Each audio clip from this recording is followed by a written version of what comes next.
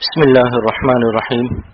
حکیم الامت مجدد الملت حضرت مولانا شاہ اشرف علی صاحب تھانوی رحمۃ اللہ علیہ کی کتاب حیات المسلمین سے روح 13 پڑھ کے سناتا ہوں۔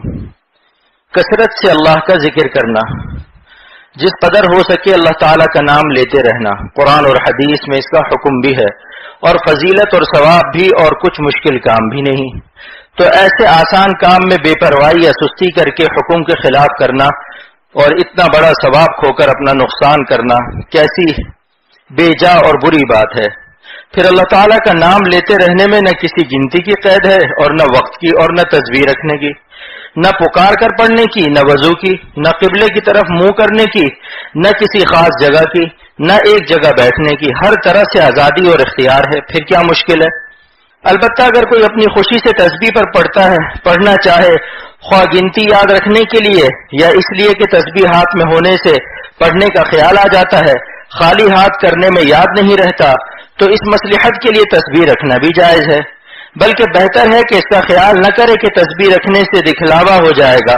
دکھلاوا تو نیت سے ہوتا ہے، یعنی جب یہ نیت ہو کہ دیکھنے والے مجھ کو بزرگ سمجھیں گے، اور اگر یہ نیت نہ ہو تو دکھلاوا نہیں۔ اس کو دکھلاوا سمجھنا، ایسے وہموں سے ذکر کا چھوڑ دینا، یہ شیطان کا دھوکہ ہے۔ اس طرح سے بہکا کر ثواب سے محروم رکھنا چاہتا ہے، اور وہ ایک دھوکہ یہ بھی دیتا ہے کہ جب دل تو دنیا کے کاموں میں پھنسا رہا اور زبان سے اللہ کا نام لیتے رہے تو اس سے کیا فائدہ؟ تو خوب سمجھ لو یہ بھی غلطی ہے۔ جب دل سے یہ نیت کر لی کہ ہم ثواب کے واسطے اللہ کا نام لینا شروع کرتے ہیں، اس کے بعد اگر وہ دل دوسری طرف بھی ہو جائے مگر نیت نہ بدلے، برابر ثواب ملتا رہے گا۔ البتہ جو وقت اور کاموں سے خالی ہو اس میں دل کو ذکر کی طرف متوجہ رکھنے کی بھی کوشش کرے، فضول قصوں کی طرف خیال نہ لے جائے تاکہ اور زیادہ ثواب ہو۔ اب ذکر کے بارے میں چند آیتیں اور حدیثیں لکھی جاتی ہیں۔ آیت نمبر 1، پس تم مجھ کو یاد کرو، میں عنایت سے تم کو یاد رکھوں گا۔ پس تم مجھ کو یاد کرو، میں عنایت سے تم کو یاد رکھوں گا۔ نمبر 2، ایسے لوگ ہر حال میں اللہ تعالیٰ کو یاد کرتے ہیں، کھڑے بھی، بیٹھے بھی، لیٹے بھی۔ نمبر 3، ایک شخص اپنے رب کی یاد کیا کر، خواہ اپنے دل میں یعنی آہستہ آواز سے عاجزی کے ساتھ اور خوف کے ساتھ، خواہ زور کی آواز کی نسبت کم آواز کے ساتھ، اسی عاجزی اور خوف کے ساتھ صبح اور شام، یعنی ہمیشہ اور ہمیشہ کا مطلب یہ ہے کہ غفلت والوں میں سے مت ہونا۔ اور بہت زور سے ذکر کرنا کوئی ثواب نہیں، لیکن اگر کوئی بزرگ جو شریعت کے پابند ہو علاج کے طور پر بتلا دیں تو جائز ہے، اور وہ علاج یہ ہے کہ اس سے بعضوں کے دل پر زیادہ اثر ہوتا ہے، لیکن اس کا خیال رکھے کہ کسی کی عبادت یا کسی کی نیند میں خلل نہ پڑے، نہیں تو گناہ ہوگا۔ نمبر 4، جن لوگوں کو اللہ تعالیٰ اپنی طرف رسائی دیتا ہے وہ لوگ ہیں جو ایمان لائے اور اللہ کے ذکر سے ان کے دلوں کو اطمینان ہوتا ہے۔ خوب سمجھ لو کہ اللہ کے ذکر میں ایسی ہی خاصیت ہے کہ اس سے دلوں کو اطمینان ہو جاتا ہے، اس طرح سے کہ اس سے حق تعالیٰ میں اور بندے میں تعلق بڑھ جاتا ہے، اور اطمینان کے لیے بنیاد تعلق پر ہے۔ نمبر 5، مسجدوں میں ایسے لوگ اللہ کی پاکی بیان کرتے ہیں کہ ان کو نہ کسی چیز کا خریدنا غفلت میں ڈالتا اور نہ کسی چیز کا بیچنا اللہ تعالیٰ کی یاد سے اور نماز پڑھنے اور زکوٰۃ دینے سے۔ نمبر 6، اور اللہ تعالیٰ کی یاد بہت بڑی چیز ہے، یعنی اس میں بہت بڑی فضیلت ہے۔ نمبر 7، اے ایمان والو تم اللہ کو بہت کثرت سے یاد کیا کرو۔ نمبر 8، اے ایمان والو تم کو تمہارے مال اور اولاد اللہ کی یاد سے غافل نہ کرنے پاویں۔ نمبر 9، اور اپنے رب کا نام لیتے رہو، سب سے الگ ہو کر اسی کے ہو جاؤ۔ الگ ہونے کا مطلب یہ ہے کہ خدا تعالیٰ کا تعلق دوسرے سارے تعلقات پر غالب رہے۔ نمبر 10، مراد کو پہنچنا، جو شخص برے عقیدوں اور برے اخلاق سے پاک ہو گیا وہ اپنے رب کا نام لیتا رہا اور نماز پڑھتا رہا۔ اب آگے احادیث ذکر کی جاتی ہیں۔ حدیث نمبر 1، حضرت ابو ہریرہ رضی اللہ عنہ اور حضرت ابو سعید رضی اللہ عنہ سے روایت ہے کہ رسول اللہ صلی اللہ علیہ وسلم نے فرمایا، جو لوگ اللہ تعالیٰ کا ذکر کرنے کے لیے بیٹھے ان کو فرشتے گھیر لیتے ہیں اور ان پر خدا کی رحمت چھا جاتی ہے اور ان پر چین کی کیفیت اترتی ہے، یعنی ان کے قلب کو اطمینان رہتا ہے۔ نمبر 2، حضرت ابو موسیٰ رضی اللہ عنہ سے روایت ہے کہ رسول اللہ صلی اللہ علیہ وسلم نے فرمایا، جو شخص اپنے پروردگار کا ذکر کرتا ہو اور جو شخص ذکر نہ کرتا ہو ان کی حالت مردہ اور زندہ کسی ہے، یعنی پہلا شخص مثل زندہ کے ہے اور دوسرا مثل مردہ کے، کیونکہ روح کی زندگی بھی اللہ کی یاد ہے، یہ نہ ہو تو روح مردہ ہے۔ نمبر 3، حضرت ابو ہریرہ رضی اللہ عنہ سے روایت ہے کہ رسول اللہ صلی اللہ علیہ وسلم نے فرمایا کہ اللہ تعالیٰ فرماتا ہے کہ میں اپنے بندے کے ساتھ ہوں، جب وہ میرا ذکر کرتا ہے تو پھر وہ اگر اپنے جی میں میرا ذکر کرے تو میں اپنے جی میں اس کا ذکر کرتا ہوں، اگر وہ مجمع میں میرا ذکر کرے تو میں اس کا ذکر ایسے مجمع میں کرتا ہوں جو اس مجمع سے بہتر ہوتا ہے، یعنی فرشتوں اور پیغمبروں کے مجمع میں۔ اللہ تعالیٰ کے جی کا یہ مطلب نہیں جیسے ہمارا جی ہے، بلکہ مطلب یہ ہے کہ اس کی یاد کی کسی کو خبر نہیں ہوتی، اس یاد کی کسی کو خبر نہیں ہوتی جیسے دوسری حالت میں مجمع کو خبر ہو گئی۔ اور وہاں کے مجمع کا یہاں کے مجمع سے اچھا ہونا، اس کا مطلب یہ ہے کہ اس مجمع کے زیادہ اشخاص اس مجمع کے زیادہ شخصوں سے اچھے ہوتے ہیں۔ یہ ضروری نہیں کہ ہر شخص سے اچھا ہو۔ اگر دنیا میں کوئی مجمع ذکر ایسا ہو جس میں رسول اللہ صلی اللہ علیہ وسلم تشریف رکھتے ہوں، جیسے آپ صلی اللہ علیہ وسلم کے زمانے میں تھا، تو کسی فرشتے یا پیغمبر کا حضور صلی اللہ علیہ وسلم سے افضل ہونا لازم نہ ہوگا۔ نمبر 4، حضرت انس رضی اللہ عنہ سے روایت ہے کہ رسول اللہ صلی اللہ علیہ وسلم نے فرمایا جب تم جنت کے باغوں میں گزرا کرو تو اس کے میوے منہ جھٹ کھایا کرو۔ لوگوں نے عرض کیا کہ جنت کے باغ کیا ہیں؟ آپ صلی اللہ علیہ وسلم نے فرمایا ذکر کے حلقے اور مجمع، یعنی وہ مجالس جہاں خدا اور رسول کا ذکر ہو رہا ہو، واعظ ہو رہا ہو، سیرت بیان ہو رہی ہو، حدیث کا درس ہو رہا ہو۔ نمبر 5، حضرت ابو ہریرہ رضی اللہ عنہ سے روایت ہے کہ جو شخص کسی جگہ بیٹھے جس میں اللہ تعالیٰ کا ذکر نہ کرے، اللہ تعالیٰ کی طرف سے اس پر گھاٹا ہوگا، اور جو شخص کسی جگہ لیٹے جس میں اللہ کا ذکر نہ کرے، اللہ کی طرف سے اس پر گھاٹا ہوگا۔ مقصد یہ کہ کوئی موقع اور کوئی حالت ذکر سے خالی نہ ہونا چاہیے۔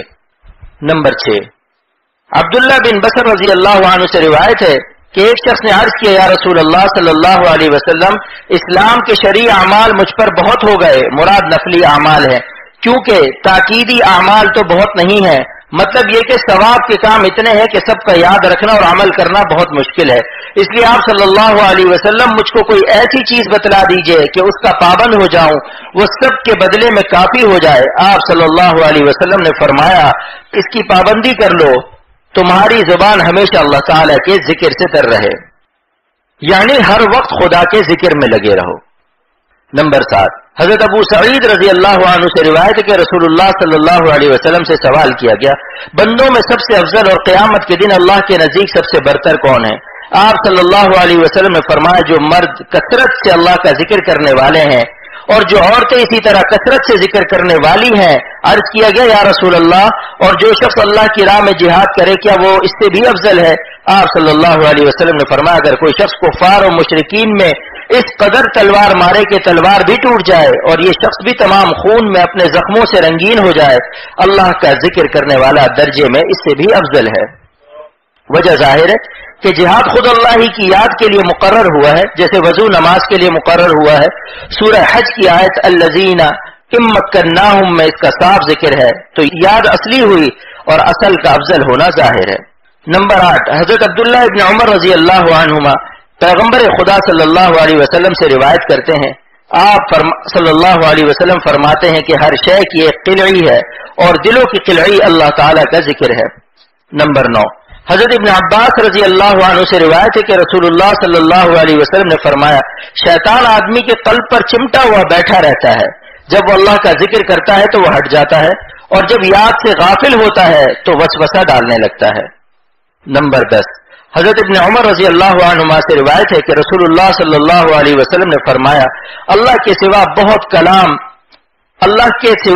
بہت کلام مت کیا کرو، کیونکہ ذکر اللہ کے سوا بہت کلام کرنا قلب میں سختی پیدا کرتا ہے، اور سب سے زیادہ اللہ سے دور وہ قلب ہے جس میں سختی ہو۔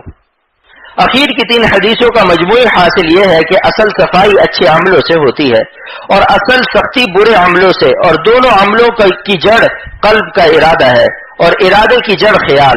پس جب ذکر میں کمی ہوتی ہے تو شیطان برے برے خیال قلب میں پیدا کرتا ہے، جس سے برے برے ارادوں کی نوبت آ جاتی ہے اور نیک ارادوں کی ہمت نہیں رہتی، پس نیک کام نہیں ہوتے اور برے ہونے لگتے ہیں۔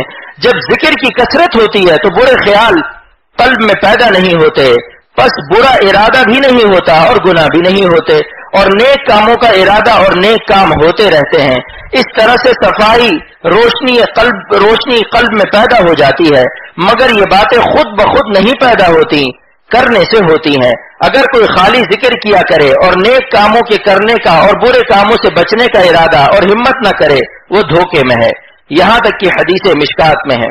نمبر 11، حضرت ابو سعید خدری رضی اللہ عنہ سے روایت ہے کہ رسول اللہ صلی اللہ علیہ وسلم نے فرمایا، بہت لوگ دنیا میں نرم نرم بستروں پر اللہ کا ذکر کرتے ہوں گے، اللہ تعالیٰ ان کو اونچے اونچے درجوں میں داخل فرمائے گا۔ یعنی کوئی یوں نہ سمجھے کہ جب تک امیری سامان کو نہ چھوڑے ذکر اللہ سے نفع نہیں ہوتا۔ نمبر 12، انہی سے روایت ہے کہ رسول اللہ صلی اللہ علیہ وسلم نے فرمایا، اس کثرت سے اللہ کا ذکر کرو کہ لوگ پاگل کہنے لگیں۔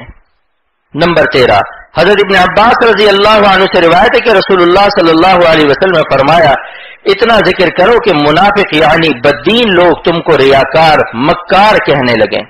نمبر 14، معاذ بن جبل رضی اللہ عنہ سے روایت ہے کہ رسول اللہ صلی اللہ علیہ وسلم نے فرمایا، جنت والوں کو کوئی حسرت نہ ہوگی مگر جو گھڑی ان پر ایسی گزری ہوگی جس میں انہوں نے اللہ کا ذکر نہ کیا ہوگا، اس گھڑی پر ان کو حسرت ہوگی، مگر اس حسرت میں دنیا کسی تکلیف نہ ہوگی، پس یہ شبہ نہ رہا کہ جنت میں تکلیف کیسی۔ نمبر 15، حضرت عائشہ بنت سعد بن ابی وقاص رضی اللہ عنہ اپنے باپ سے روایت کرتی ہیں کہ وہ رسول اللہ صلی اللہ علیہ وسلم کے ساتھ ایک بی بی کے ہاں گئے اور اس بی بی کے سامنے کھجور کی گٹھلیاں یا کنکریاں تھی جس پر وہ سبحان اللہ پڑھ رہی تھی، اور آپ نے ان کو منع نہیں فرمایا۔ یہ اصل ہے تسبیح پر گننے کی۔ یہ 5 حدیثیں ترغیب کی ہیں، یہاں تک تو عام ذکر کا بیان تھا۔ بعض خاص ذکروں کا بھی ثواب حدیثوں میں آتا ہے، ان میں سے بعض آسان اور مختصر طور پر نمونہ بتلاتا ہوں۔ الف، لا الہ الا اللہ یا محمد الرسول اللہ صلی اللہ علیہ وسلم۔ با، سبحان اللہ۔ جیم، الحمدللہ۔ ہا، اللہ اکبر۔ لا حول ولا قوت الا باللہ، استغفر اللہ واتوب الیہ۔ اور درود شریف جو کئی طرح سے ہے، جن میں ایک ہلکا سا یہ ہے، اللہم صلی علی محمد آل محمد۔ خلاصہ یہ کہ ذکر سے غافل مت ہو، خواہ کوئی خاص ذکر کرو یا عام، پھر خواہ ہر وقت یا ایک ہی وقت یا کسی وقت یا کوئی کسی وقت، کوئی بے گنتی، خواہ انگلیوں یا تسبیح پر گنتی سے، اور بعض دعائیں خاص وقتوں کی بھی ہیں۔ اگر شوق ہو تو کسی دیندار عالم سے پوچھ لو، ورنہ نمونے کے طور پر بھی جو کچھ لکھ دی ہے یہ بھی کافی ہے۔ اللہ تعالیٰ توفیق بخشے۔